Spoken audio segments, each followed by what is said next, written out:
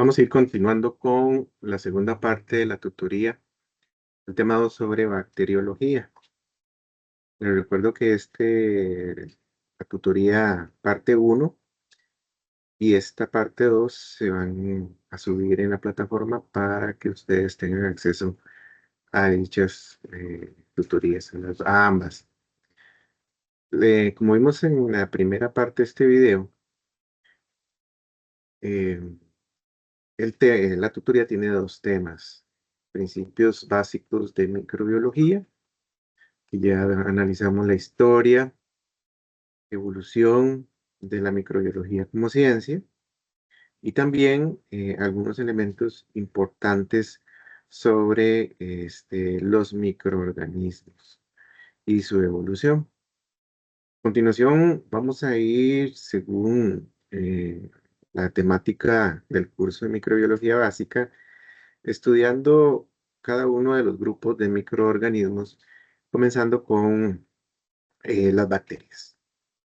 Eh, la bacteriología como ciencia es una rama de la microbiología que se enfoca en el estudio de las bacterias, sus características, comportamientos, estructura y sus interacciones con otros organismos y el medio ambiente.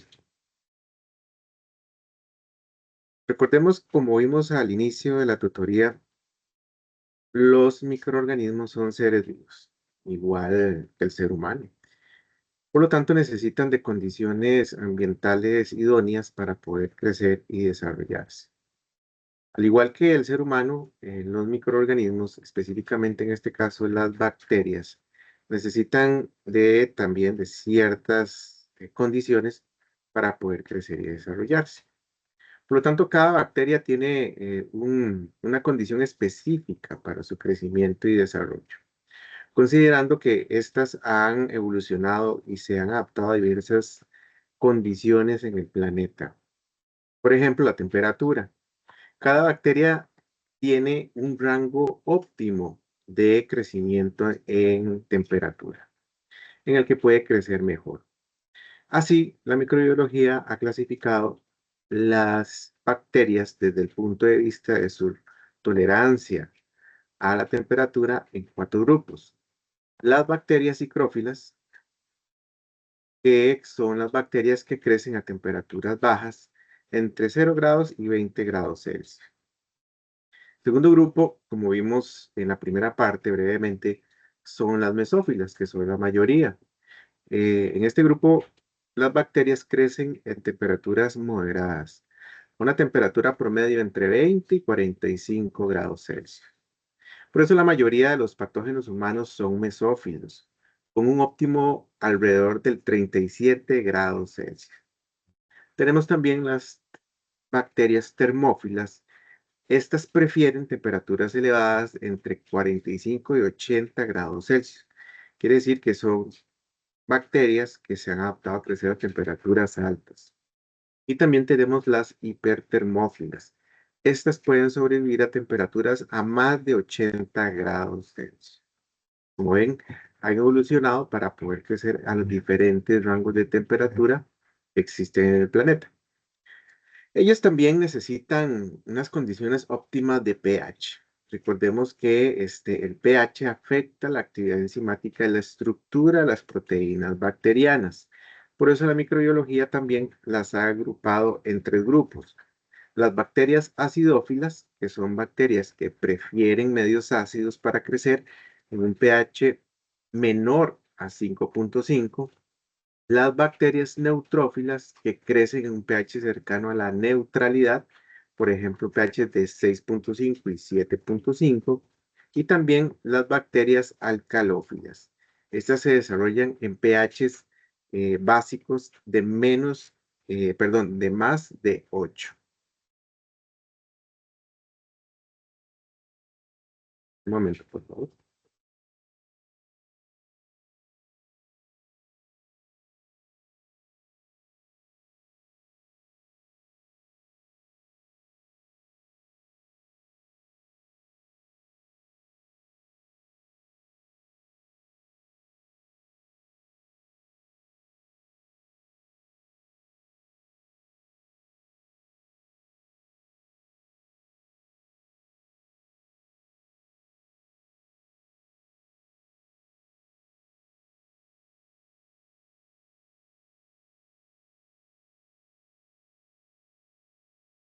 Otra condición importante y necesaria que es fundamental para la vida bacteriana es el oxígeno. El oxígeno es vital para la respiración celular de las bacterias. De la misma manera, hay 5 grupos de bacterias que la microbiología ha agrupado y son las bacterias anaerobias obligadas. Estas bacterias necesitan estrictamente oxígeno para poder crecer y desarrollarse. También tenemos las anaerobias obligadas que no pueden sobrevivir en presencia de oxígeno. También anaerobias facultativas que pueden crecer con o sin oxígeno. Tenemos las microaerófilas, estas requieren oxígenos, pero en concentraciones muy bajas, y las aerotolerantes. Estas no usan oxígeno, pero pueden sobrevivir en su presencia. Ustedes ven, las bacterias y en general los microorganismos se adaptan, se van adaptando por evolución a las diferentes condiciones que hay en el medio. El cuarto factor es la humedad y la disponibilidad del agua. El agua, como sabemos, es esencial para el metabolismo bacteriano. La actividad del agua, que es esa cantidad de agua que necesita el microorganismo para poder sobrevivir y desarrollarse, también es importante considerarlo en, en la microbiología. Y se establece un parámetro o una escala de actividad de agua para el crecimiento de los microorganismos. En general, la actividad agua o AW, como ustedes pueden ver acá, por sus siglas en inglés de Activity Water, son clasificadas de la siguiente manera. Por ejemplo, actividad agua mayor o igual a 0,98 es ideal para la mayoría de las bacterias. La actividad agua menor a 0,86 son condiciones inhibitorias para la mayoría de los patógenos. Y también la actividad agua menor a 0,60, solo algunos microorganismos pueden sobrevivir. Como ven, entre mayor sea la actividad agua, mayor crecimiento de microorganismos, ¿verdad? Esta escala va de 0 a 1. Y como vemos, hay subclasificaciones. En la industria alimentaria es importante conocer la flora potencial patógena que puede existir y demás para poder desarrollar métodos de conservación en los alimentos. El quinto elemento son los nutrientes. Las bacterias necesitan fuentes de carbono, de nitrógeno, de fósforo y otros elementos esenciales para su metabolismo. Y aquí se subdividen en 4 grupos. Las bacterias autótrofas. Estas usan dióxido de carbono como fuente de carbono. Las heterótrofas necesitan compuestos orgánicos como fuentes de carbono.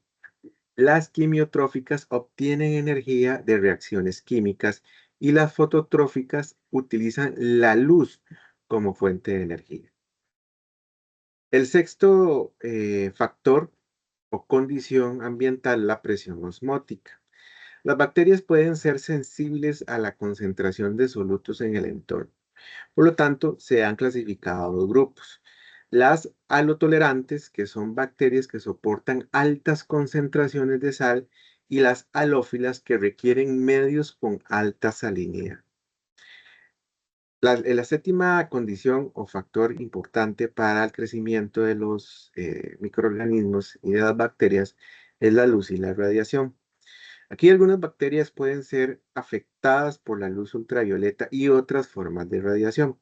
Por lo tanto, las bacterias fotosintéticas dependen de la luz para obtener energía. Ustedes pueden ver en la siguiente diapositiva, em, las bacterias son microorganismos unicelulares, clasificados dentro del reino de los procariotas. A diferencia de los organismos eucariotas, carecen de organelos membranosos internos, lo que incluye en su estructura y metabolismo.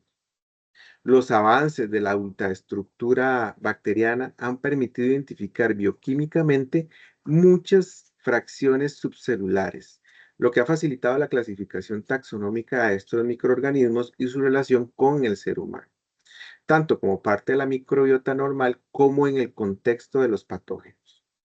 Además, el descubrimiento de estructuras bacterianas con propiedades inmunogénicas ha sido clave en el desarrollo de vacunas como las utilizadas contra el Haemophilus influenzae y también el Neisseria meningitidis. Aquí podemos ver en la diapositiva qué son las células eucarióticas y procarióticas.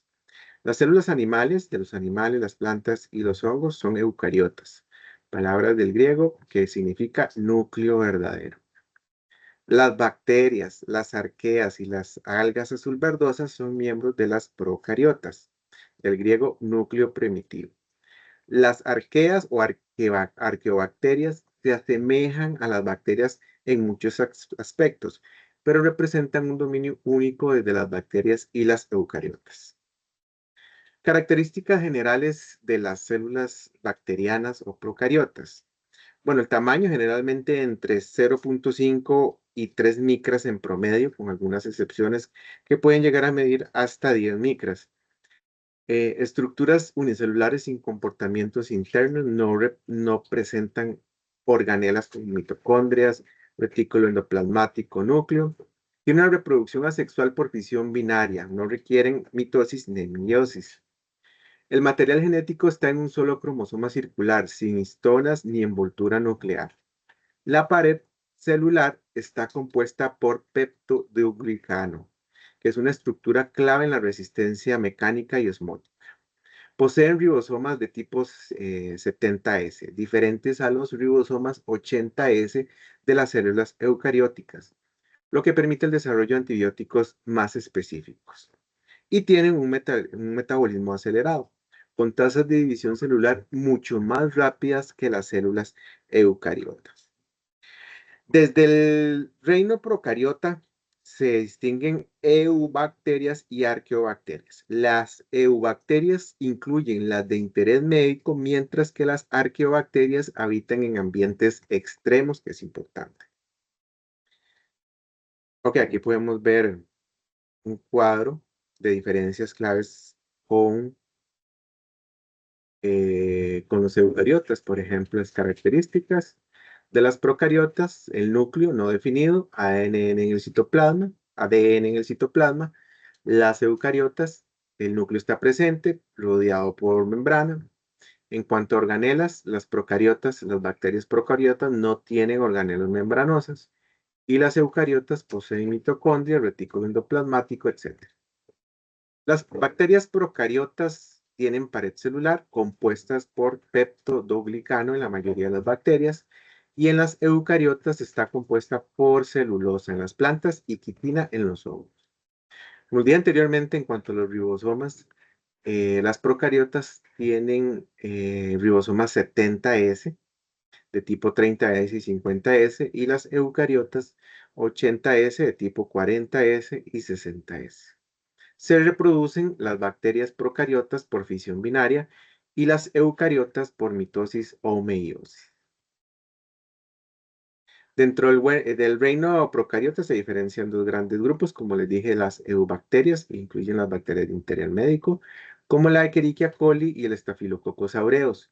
Y las arqueobacterias habitan en ambientes extremos, como fuentes termales y también zonas salinas.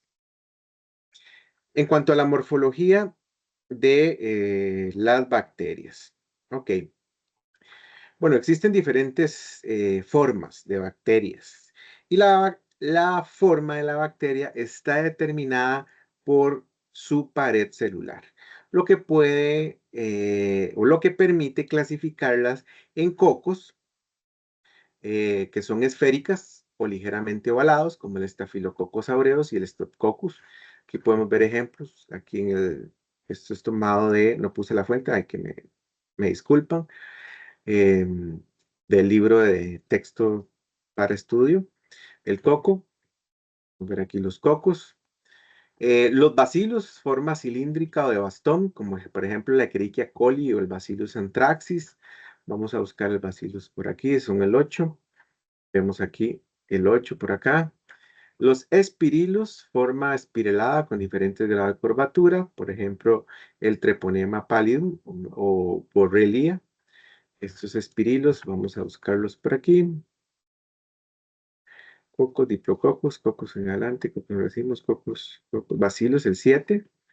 Los ponemos por acá.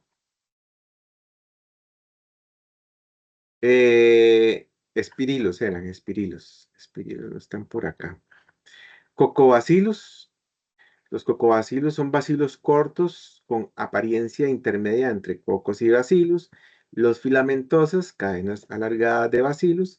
Por ejemplo, los actinomyces. Las bacterias también se pueden agruparse en diferentes configuraciones tras su división celular. Por ejemplo, los diplococos son pares de cocos, por ejemplo, la Neisseria meningitidis, el Streptococcus con cadena de cocos, por ejemplo, es Staphylococcus pyogenes, y el Staphylococcus son racimos de cocos, por ejemplo, el Staphylococcus aureus.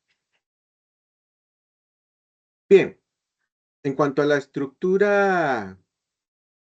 estructuras bacterianas esenciales.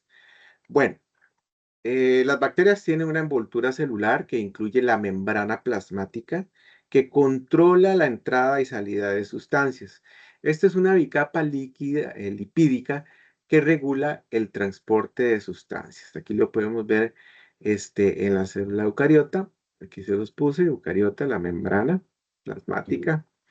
Y también en la procariótica, en este caso, lo que es la pared celular, ¿verdad? Aquí la membrana celular donde ocurre la respiración celular. La pared celular, en el caso de este tipo de bacterias, proporcionan esa rigidez y protege contra la lisis osmótica. Su composición varía según la coloración de Gram. Esto es importante porque tenemos que ir conociendo sobre lo que es Gram para el laboratorio. Por ejemplo, las bacterias gram positivas. Las bacterias gram positivas poseen una capa gruesa de peptidoglicano con ácidos teicoicos que le dan estabilidad. ¿Ok? Entonces, esta capa de peptidoglicano es muy gruesa en las bacterias gram positivas. Por lo tanto, cuando se tiñen, poseen una característica muy particular que vamos a ver en el laboratorio. Y las gram negativas poseen una pared delgada con una membrana externa de lipopolisacáridos, responsables de la toxicidad bacteriana, endotoxinas. ¿Ok? Entonces, esas son las dos diferencias. En la segunda tutoría, sí lo vamos a ver un poquito más en detalle, la teoría sobre estructuras bacterianas esenciales, tinción de Gram, y en el laboratorio vamos a hacer tinción de Gram, ¿verdad? En cuanto a material genético, el ADN circular en el nucleoides y membrana nuclear y también los plasmidos, que son pequeñas moléculas de ADN extracromosómico que pueden conferir resistencia a antibióticos.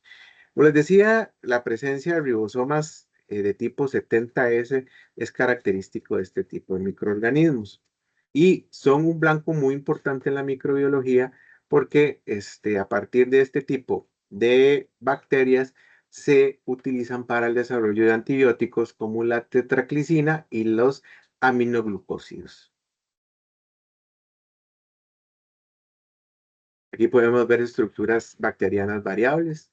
La cápsula, aquí la podemos ver por acá, aquí también la puse. La cápsula está compuesta por polisacáridos o polipéptidos, protege contra la fagocitosis y facilita la adherencia a superficies. Por ejemplo, los Streptococcus pneumoniae, que son cepas capsuladas, son más virulentas. Las fimbrias o pilis, aquí también las vemos por aquí, que son estos pelitos que tienen aquí, que ayudan a la adherencia, ¿verdad? Las filis sexuales también existen en este tipo de microorganismo y facilitan la transferencia del material genético entre bacterias por medio de la conjugación. Los flagelos, como ustedes ven estas estructuras, son los responsables de la movilidad bacteriana y su distribución varía. Pueden ser bacterias con monótricas que nada más tienen un flagelo, lofótricas, que tienen un penacho de flagelos, y también las perítricas, distribuidas en todas las partes de la superficie. Hay un elemento muy importante dentro de lo que son las bacterias, ¿verdad? Em, Son estructuras que no están presentes en todas las bacterias, pero cumplen funciones importantes en cuanto a su patogenicidad, movilidad, supervivencia y otros, ¿verdad? Las esporas bacterianas. Las esporas bacterianas son células metabólicamente inactivas que se forman en algunas bacterias para sobrevivir a condiciones ambientales adversas. Estas, llamémoslo así, como un campo de fuerza. Estas esporas están formadas en condiciones adversas, como por ejemplo las bacterias del género Bacillus y las bacterias del género Clostridium. Son altamente resistentes al calor y a los desinfectantes y permiten la supervivencia por largos periodos de tiempo. Aquí ustedes pueden ver una esquematización de la estructura de una espora bacteriana. Aquí pueden ver, por ejemplo, son esporas de Clostridium difficile, esta la come carne, y su relevancia con la persistencia y transmisión de la infección.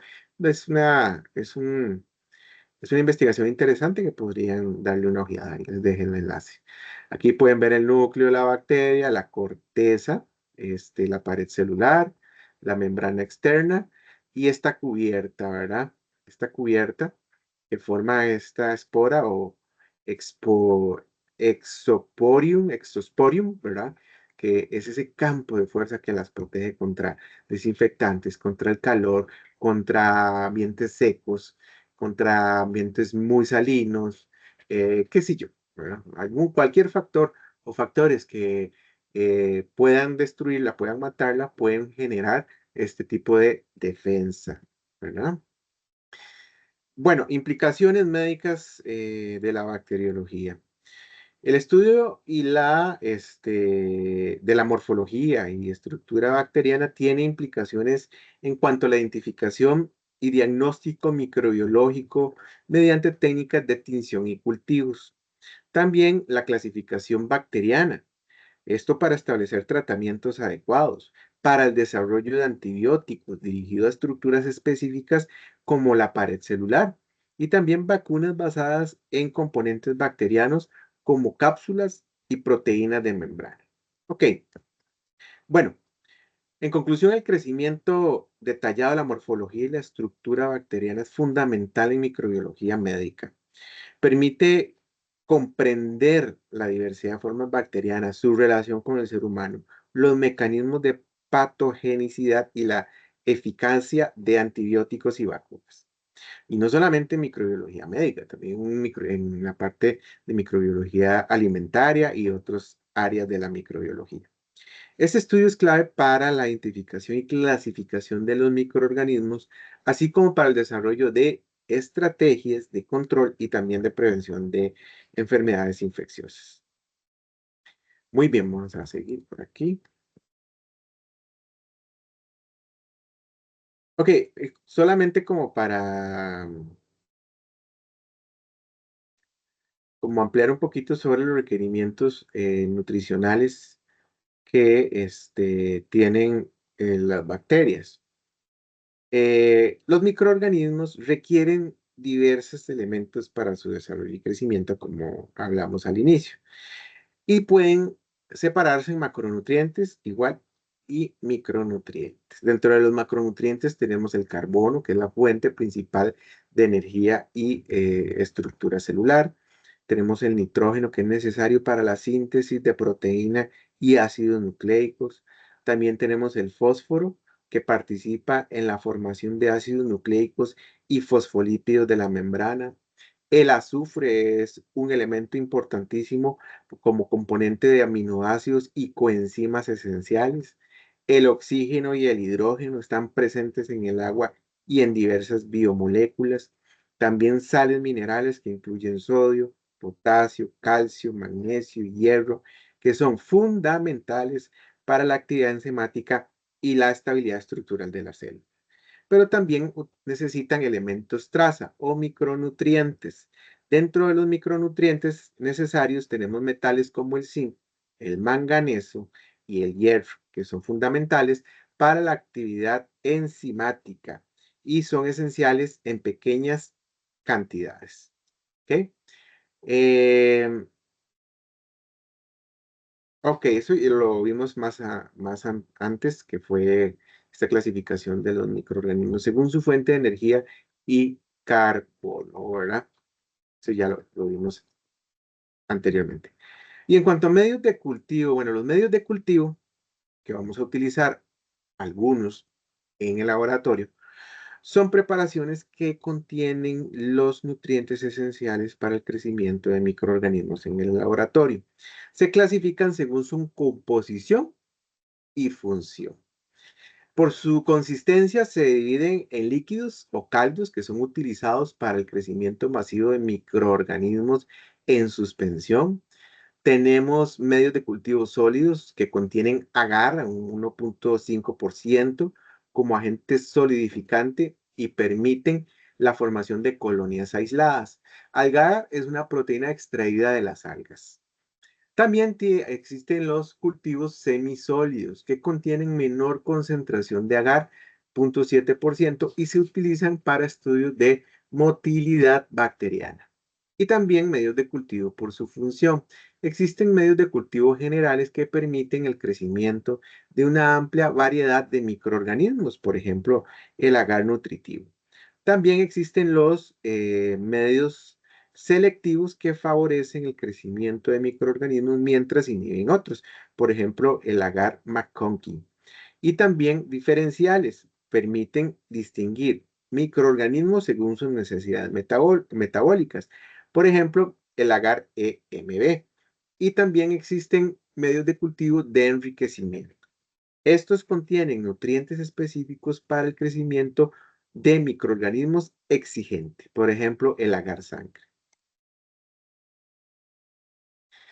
En cuanto a la preparación de medios de cultivo, como les decía en la parte uno, nosotros no vamos a preparar medios de cultivo, pero sí es importante que veamos en el laboratorio y nos expliquen un poquito más cómo prepararon estos medios de cultivo. Bueno, para la correcta preparación de un medio de cultivo se deben distinguir una serie de pasos, perdón, fundamentales. Por ejemplo, primeramente la selección de los ingredientes. Aquí se elige el tipo de medio adecuado según el microorganismo a cultivar. Luego, la disolución de los componentes. Se mezclan los ingredientes en agua destilada en proporciones específicas. Luego viene el ajuste del pH. Se verifica y ajusta el pH óptimo para el crecimiento bacteriano, generalmente entre 6,5 y 7,5. Luego viene la esterilización. Se realiza mediante autoclave a 121 grados Celsius por 15 a 20 minutos para eliminar cualquier tipo de contaminante. Y la distribución y enfriamiento. Se vierte el medio en placas de Petri o en tubos de ensayo y se deja solidificar. Este generalmente es un procedimiento básico sobre preparación de medios de cultivo. Otro elemento importante es que un adecuado conocimiento sobre los requerimientos nutricionales y la correcta selección y preparación de los medios de cultivo son fundamentales en microbiología para aislamiento, identificación y estudio de microorganismos. Cada tipo de medio cumple una función específica en el laboratorio, facilitando el crecimiento selectivo y el análisis bioquímico de bacterias y otros microorganismos de interés. Ok, bueno, otro elemento o contenido importante que venía en el libro sobre la inmunología, ¿verdad? Bueno, el sistema inmunológico humano es una red compleja de células, tejidos y órganos que trabajan en conjunto para defender al organismo contra agentes patógenos. Este sistema se divide principalmente en dos tipos de inmunidad, la inmunidad innata y la inmunidad adquirida. Vamos a ver cada uno. La inmunidad innata es la primera línea de defensa del organismo y está presente desde el nacimiento. proporciona una respuesta inmediata y no específica contra una amplia gama de patógenos. Sus componentes incluyen barreras físicas, químicas y biológicas, así como diversas células y también proteínas. Dentro de las barreras físicas y químicas, la piel y las membranas mucosas actúan como barreras físicas que impiden la entrada de microorganismos. Además, las secreciones como el sudor, las lágrimas y el ácido gástrico también crean ambientes hostiles para el crecimiento de los patógenos. Las células fagocíticas, como los neutrófilos y macrófagos, que ingieren y destruyen microorganismos invasores. Las células NK, por sus siglas en inglés Natural Killer, son linfocitos que reconocen y eliminan células infectadas y tumorales sin necesidad de una sensibilización previa. Y también el sistema del complemento. Es que este es un conjunto de proteínas plasmáticas que al activarse promueven la destrucción de patógenos y la inflamación. A diferencia de la inmunidad innata, em, a diferencia de la inmunidad adquirida, la inmunidad innata no posee memoria inmunológica. Responde de la misma manera ante cada encuentro con un patógeno. Sin embargo, existe la inmunidad adquirida o también conocida como inmunidad adaptativa. Se desarrolla a lo largo de la vida del individuo en respuesta a la exposición de patógenos específicos. Esta respuesta es más lenta al inicio, pero altamente específica y eficiente, y tiene la capacidad de recordar encuentros previos con agentes infecciosos, lo que permite una respuesta más rápida y efectiva en exposiciones subsecuentes. Existen los llamados linfocitos B, que son células que producen anticuerpos específicos contra antígenos. Los linfocitos T son, son también células colaboradores o colaboradoras que ayudan a otras células inmunitarias y a los linfocitos T citotóxicos, CD8 más, que destruyen células infectadas. Y también existe lo que se llama una memoria inmunológica. Tras la exposición de un antígeno, se generan células de memoria que permiten una respuesta más rápida y robusta en futuros encuentros con patógenos. Em, Anticuerpos. Aquí también es importante definir el concepto de anticuerpos. Los anticuerpos o inmunoglobulinas son proteínas producidas por linfocitos B en respuesta a la presencia de antígenos. Su función principal es reconocer y unirse específicamente a estos antígenos para neutralizarlos y marcarlos para su eliminación por otras células del sistema inmunológico. La estructura, cada anticuerpo está compuesto por 4 cadenas polipeptídicas, 2 cadenas pesadas y 2 cadenas ligeras, formando una estructura en forma de Y.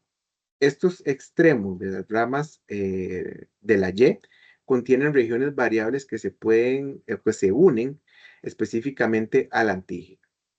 Existen también clases de inmunoglobulinas. Existen 5 clases: la IgA, IgD, IgE, IgG y la IgM, cada una con funciones y localizaciones específicas en el organismo.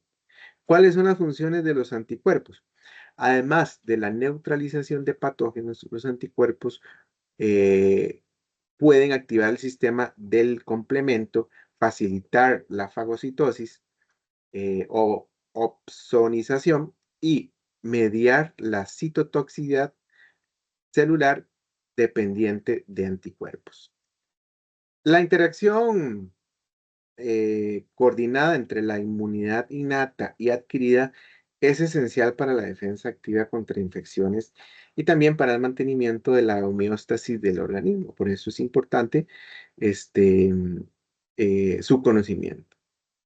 Bien, el último contenido del tema 2 era o es sobre conocer sobre microorganismos patógenos y deterioro. que existen en los alimentos. Esto es importante desde el punto de vista de la salud pública, ya que la agroindustria alimentaria debe conocer cuáles son los potenciales microorganismos que pueden estar en sus plantas de procesamiento o que están en los alimentos o pudieran estar y que pueden generar algún tipo de riesgo a la salud de las personas consumidores. Aquí yo les hice un cuadrito, resumen, de algunos, no todos, microorganismos patógenos y deterioro en los alimentos, considerando su nombre científico, el tipo, la sintomatología en el ser humano en el momento de adquirir un microorganismo de este tipo, las características principales de este microorganismo, los alimentos implicados o asociados donde les gusta estar o potencialmente han generado algún tipo de brote o enfermedades en consumidores y el modo de prevención. ¿Cómo prevenir que este microorganismo llegue a los alimentos o si está en ellos, cómo destruirlo para que no crezca y no cause algún tipo de daño a la salud pública? Por ejemplo, la salmonela enterítica es una bacteria. Cuando llega al ser humano, le puede producir diarrea, fiebre, vómitos, calambres abdominales. Es un bacilo gram negativo, anaerobio facultativo, resistente en ambientes húmedos. Generalmente se encuentra en huevos, carne de ave, productos lácteos no pasteurizados. Prevención, cocción adecuada, refrigeración, higiene en la manipulación de los alimentos. La Escherichia coli, la O157H7, es una cepa enteropatógena hemorrágica. Es una bacteria que produce diarrea sanguinolenta, insuficiencia renal en casos graves. Es un bacilo gram negativo, produce la toxina conocida como la chiga. Es resistente en el intestino humano. Generalmente se encuentra en carnes molidas de res, leche no pasteurizada y jugos contaminados. Hay que cocinar muy bien las carnes a temperaturas seguras, ¿verdad? Evitar leche cruda o leche no pasteurizada. La bacteria Listeria monocytogenes es una bacteria que causa fiebre, dolor muscular, meningitis en casos severos. También es un bacilo gran positivo, este es gran positivo, psicrófilo, puede crecer en condiciones de frío. Generalmente, los alimentos implicados son los quesos blandos, embutidos, alimentos refrigerados, listos para consumo. ¿Cómo evitamos su contaminación o proliferación? Evitar productos lácteos sin pasteurizar y la higiene en la refrigeración. El Clostridium botulinum es una bacteria que causa parálisis, dificultad respiratoria, visión borrosa. También es un bacilo gram positivo, produce neurotoxinas letales. Generalmente se asocia a conservas eh, caseras, embutidos, miel en lactantes. Y muy importante evitar conservas caseras sin control, no dar miel a lactantes. El estafilococcus aureus es una bacteria importante también desde el punto de vista de salud pública, porque causa náuseas, vómitos, diarrea y fiebre. Es un coco gram positivo, produce toxinas termoestables. em, Generalmente se encuentra en carnes manipuladas sin higiene, productos lácteos, en heridas infectadas, en las personas que manipulan alimentos, etc. Por eso es importante lo que es lavado de manos y el uso de guantes durante la manipulación de los alimentos. Em, el norovirus, bueno, son virus que causan diarrea, vómito, fiebre, malestar general. Es un virus ARN altamente contagioso y resistente a desinfectantes. Se asocia a mariscos, frutas y vegetales contaminados y agua. Y el modo de prevención, lavado de manos, desinfección de alimentos y superficies.